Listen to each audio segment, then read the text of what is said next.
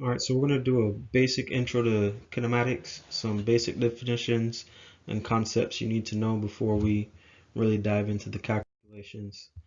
Uh, these are a list of definitions that we're going to go through. Feel free to write them down, screenshot it, however you get down. First thing we're going to look at is vector versus scalar. So a vector is a quantity with magnitude and direction, must have direction, okay? Scalar is a quantity with magnitude and no direction. Now with vectors, you can only add vectors left and right with left and right, and up and down with up and down, where up is positive, down is negative, right is positive, left is negative.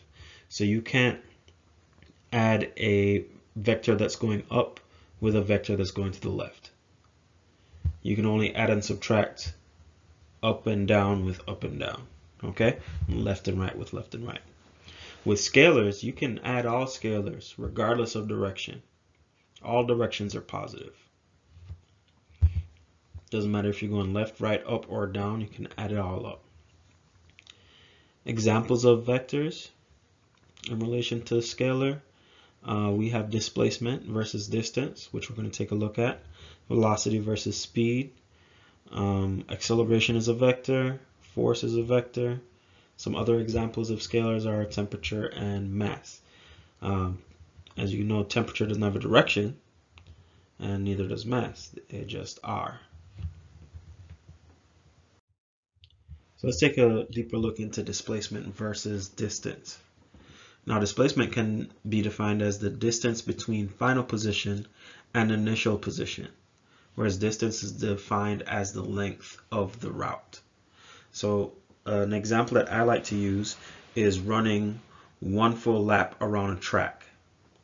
Now, if you run one full lap around the track, your distance is the length of the route. Whereas your displacement, if you end exactly where you started, would be 0 because you went full circle.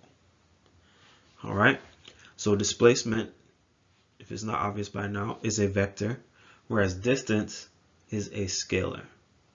So what this means is when we're adding displacements, you can only add left and right directions with left and right directions, and you can only add up and down directions with up and down directions. With distance, you add all the distances regardless of direction. Just like your x and y graph in math, up is positive, down is negative, right is positive, left is negative. You could also think of a compass. People like to give examples with north, south, east, and west in physics. Keep in mind north is up, south is down, east is right, which would be positive, and west would be negative. For example, if a person walks 10 meters to the west and then walks 23 meters to the east, what is the total distance traveled and what is the displacement? Now, if you're walking 10 meters to the west, that is 10 meters in the negative direction, and 23 meters to the east would be 23 meters in the positive direction. That's for displacement, right? What is the total distance? Well, the total distance, you just add them up.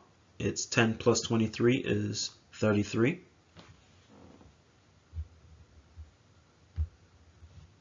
Meters. And then it says, what is the displacement? Now, displacement, I have to put into account what direction he's going. So that's going to be negative 10 meters plus 23 meters. And that would give me 13 meters to the east. Now remember, direction is going to be very important. Velocity versus speed. It's still vector versus scalar. Change in displacement over time, displacement being a vector, is velocity, whereas speed is change in distance over time. So direction doesn't matter for speed. Velocity is how fast something goes in a specific direction, whereas speed is how fast something is going regardless of direction. We're going to be more focused on velocity. Direction is going to matter for most of our equations, and it is delta x over delta t. Now, if you're not familiar with the delta symbol, it simply means change. So delta x, which is change in position, which is displacement, is being divided by delta t, which is change in time. So constant velocity versus change in velocity.